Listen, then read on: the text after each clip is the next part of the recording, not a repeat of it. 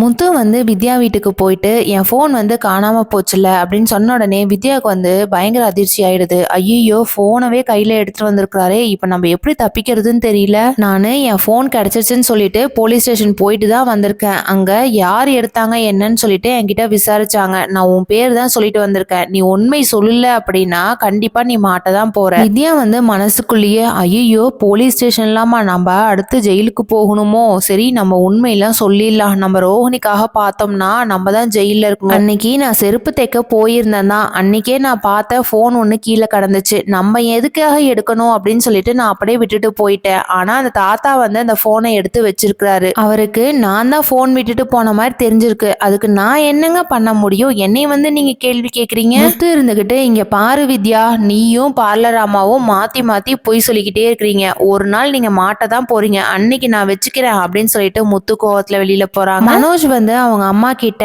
அம்மா ரோஹிணிக்கு நைட் ஆனா ஏதோ கெட்ட கெட்ட கனவா வருது அப்படின்னு சொன்னதுனால விஜயா வந்து ரோஹிணியை கூப்பிட்டு கேக்குறாங்க. அது ஒண்ணும் இல்லைங்க ஆண்டி, அது கனவு அப்படி வருது, அதுக்கு நான் என்ன பண்ண முடியும்? சரி ரோஹிணி, நம்ம அந்த சாமியாரை போய் பார்த்துட்டு மந்திரிச்சுட்டு வருவோமா? ஐயோ, அதெல்லாம் வேண்டாங்க ஆண்டி, அப்புறம் அந்த பரிகாரம் பண்ணணும் இந்த பரிகாரம் பண்ணணும்னு சொல்லுவாங்க. அதெல்லாம் நம்மளுக்கு ஒத்து வராது. நாளைக்கு என்ன நடக்க போகுதுங்கிறத வெயிட் பண்ணி பார்க்கலாம். தேங்க்யூ.